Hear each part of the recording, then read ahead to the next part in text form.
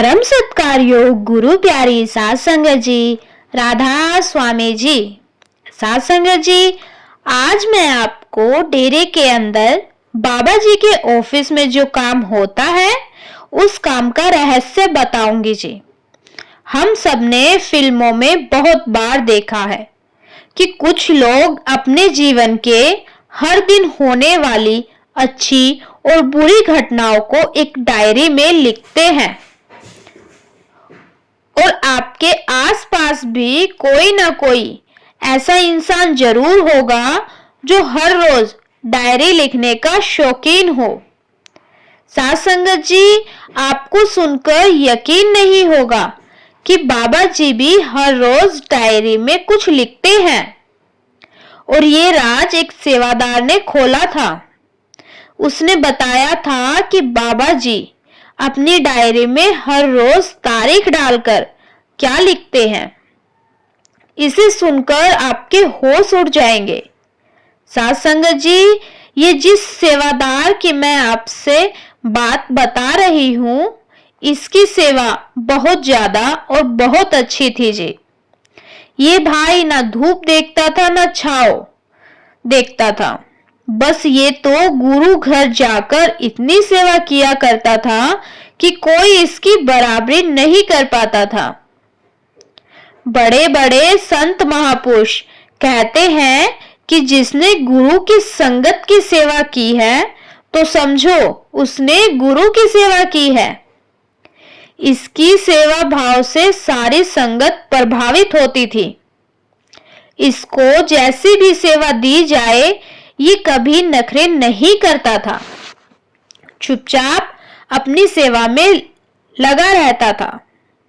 समय बीतने के साथ साथ इसकी सेवा बाबा जी के आसपास लगनी शुरू हो गई और बाबा जी भी इसकी इतनी लगन और सच्चे भाव से की गई सेवा से खुश होते थे। बाबा जी इनको अक्सर समझाते थे कि बेटा, बाहरी सेवा तो तेरी बड़ी अच्छी है, लेकिन क्या तू असल सेवा यानी मालिक का भजन सिमरन करता है या नहीं? तो ये सेवादार भाई मुस्कुरा कर कह देता था कि बाबा जी, आप मुझे पहाड़ तोड़ने की भी सेवा दोगे तो मैं मना नहीं करूंगा, बस मुझसे एक जगह 5 मिनट से ज्यादा टिक कर बैठा नहीं जाता। और भजन सिमरन के लिए तो टिक कर बैठना होता है। तो बाबा जी इसका जवाब सुनकर मन ही मन मुस्कुरा दिया करते थे। कुछ समय के लिए इसकी ड्यूटी बाबा जी की कोठी में बाबा जी का सुबह का नाश्ता पहुंचाने में लगा दी गई थी। और ये सेवा में इतना पक्का था कि यह समय से 10 मिनट पहले ही नाश्ते के साथ बाबा जी के सामने हाजिर हो जाया करता था जी। और ये अक्सर देखा करता था कि बाबा जी सुबह सुबह एक डायरी में हर रोज कुछ लिख रहे होते थे। शुरू में तो इसने बाबा जी से कुछ नहीं पूछा, लेकिन एक दिन हिम्मत करके इसने बाबा जी से पूछा कि बाबा जी, आप हर रोज डायरी में कुछ लिखते हो? क्या आप मुझे बता सकते हो कि आप डायरी में क्या लिखते हो?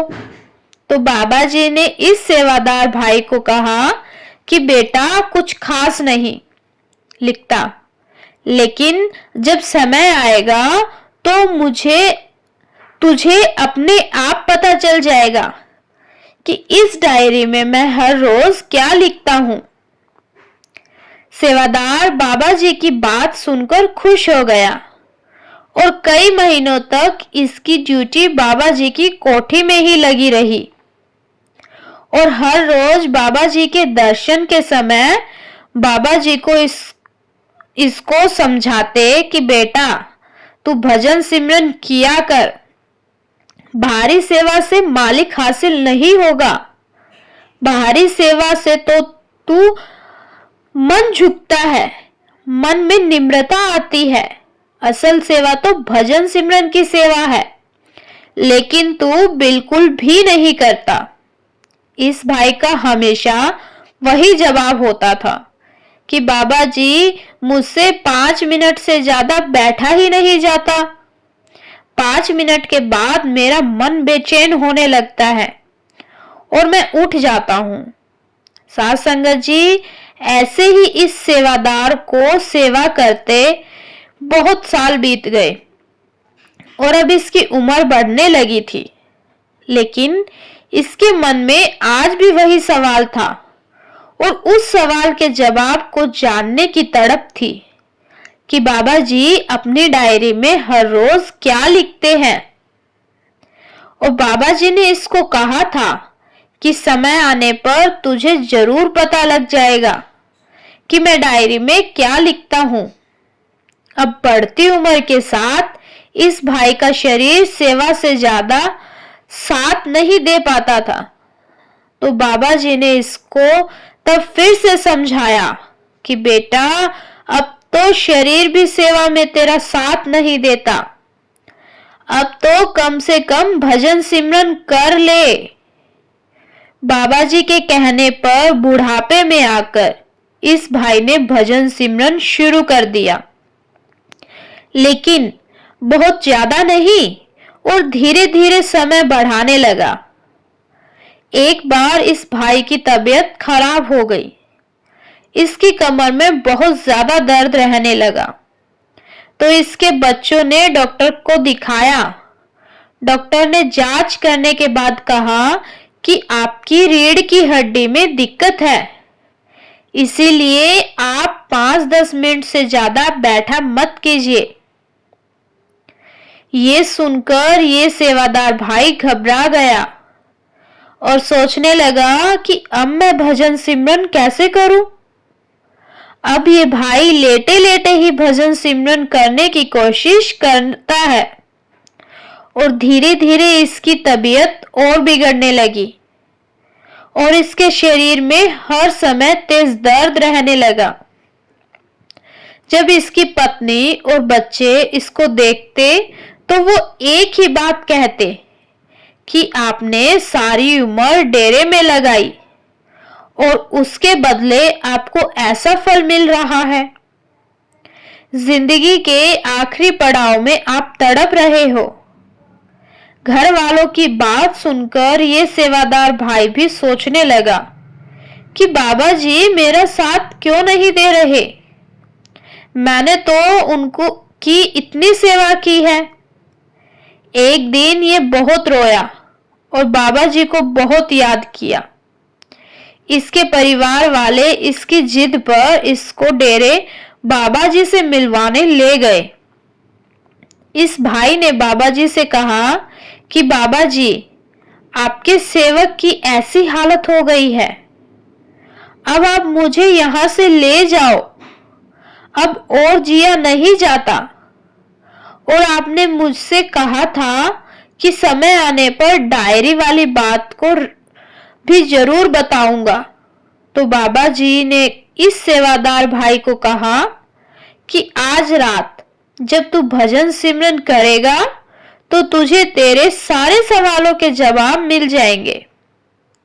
फिर उसी रात इस भाई ने लेटे लेटे अपने ध्यान को केंद्रित किया और बाबा जी की ऐसी कृपा हुई कि इसकी सूरत चढ़ गई और इस भाई ने देखा कि सामने बाबा जी बैठे हैं और बाबा जी के पास एक डायरी है और उस डायरी में बाबा जी कुछ लिख रहे हैं। तो ये भाई बाबा जी से पूछने लगा कि बाबा जी, आप डायरी में क्या लिख रहे हो और मैंने आपकी इतनी सेवा की, लेकिन मुझे ऐसा फल क्यों मिल रहा है। तो बाबा जी ने इस भाई को बताया कि बेटा, तूने बहुत सेवा की है और इस डायरी में तेरी हर एक दिन की हाजिरी भी लगी हुई है। जब जब तूने सेवा की है, लेकिन जब मैं इस डायरी का पन्ना पलट रहा हूं तो वो बिल्कुल खाली है। पहला पन्ना सेवा की हाजिरी का और अगला पन्ना भजन सिमरन की हाजिरी का। इस डायरी में मैं हर रोज अपने हर एक सेवादार और संगत की हाजिरी लगाता हूँ। जो संगत जिस दिन भजन सिमरन पर नहीं बैठती तो मैं उस दिन इनको अपसेंट कर देता हूँ। लेकिन तेरे भजन सिमरन वाले पन्ने पर तो हर दिन की अपसेंट ही लगी हुई है। अब तू ही बता, इसमें मैं क्या कर सकता हूँ? तूने संगत की सेवा की और बाहरी सेवा का जो फल है वो यही मिल जाता है। लेकिन पिछले कर्मों का हिसाब बाहरी सेवा से कैसे निपट सकता है? पीछे जो कर्म हम कर आए हैं उनका हिसाब किताब तो भजन सिमरन में ही पूरा हो जाता है। और तू एक दिन भी हाजिर नहीं रहा। लेकिन तू चिंता ना कर, अभी तेरे पास समय है।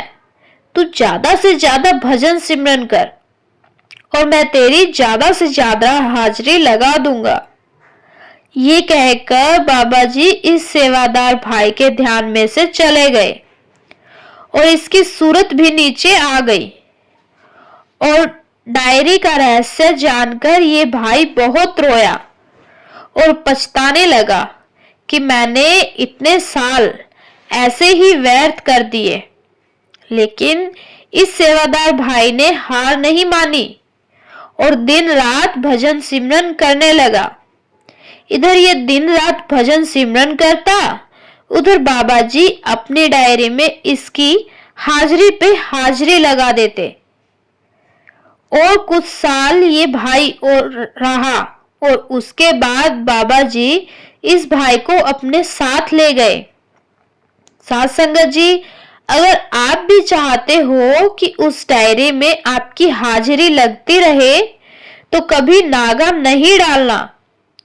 कभी बहुत ज्यादा मजबूरी हो जाए तो अगले दिन जब बैठो तो पिछले दिन का रह गया भजन सिमरन उस दिन पूरा करने की कोशिश करना। साथ संगत जी, वीडियो अभी खत्म नहीं हुआ है।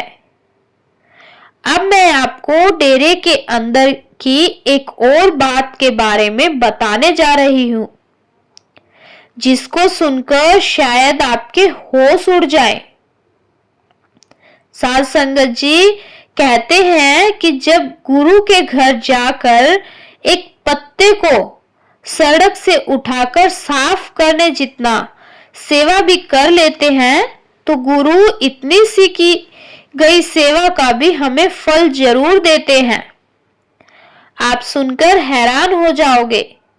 जब एक गैर सत्संगी बीवी अपनी एक सहेली के कहने पर पहली बार डेरे आ गई और उसने वहां जो ना के बराबर सेवा की, उसके बदले बाबा जी की उस पर ऐसी कृपा हुई कि अब वो डेरे में ही एक सेवादार बन गई है।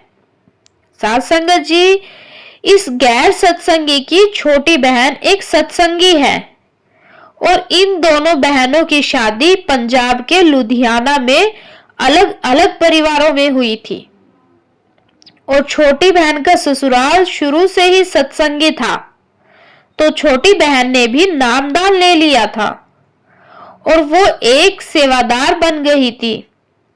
अक्सर वो अपनी सास के साथ डेरे जाया करती थी। लेकिन एक बार इसकी सास इस हालत में नहीं थी कि वो डेरे जा सके, तो इसकी सास ने कहा कि तू इस बार अपनी दादी को डेरे ले जा, दीदी को डेरे ले जा। तो अपनी सास के कहने पर इस बहन ने अपनी बड़ी बहन को फोन किया और किसी तरह उसको अपने साथ डेरे चलने को मना लिया। जब ये दोनों डेरे जा रहे थे तो बड़ी बहन ने पूछा कि क्या वहां तुम्हारे गुरु का सत्संग है? तो छोटी बहन कहने लगी, जी नहीं, मैंने तो वहां सेवा करने जाना है और इस बस में सभी वहां सेवा करने ही जा रहे हैं।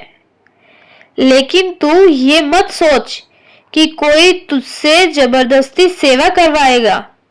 तू वहां घूम फिर लेना और मैं 2 दिन की सेवा कर लूंगी।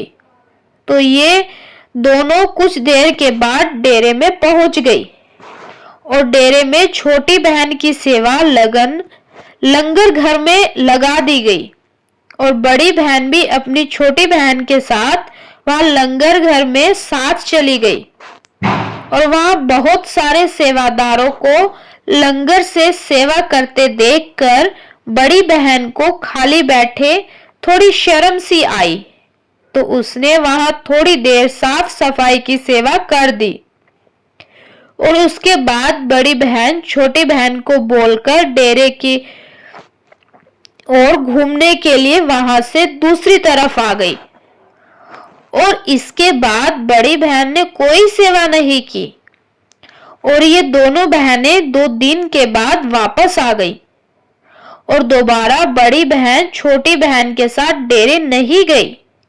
लेकिन सास संगत जी, जब तक बाबा जी ना चाहे तब तक अपनी मर्जी से भला डेरे कौन जा सकता है।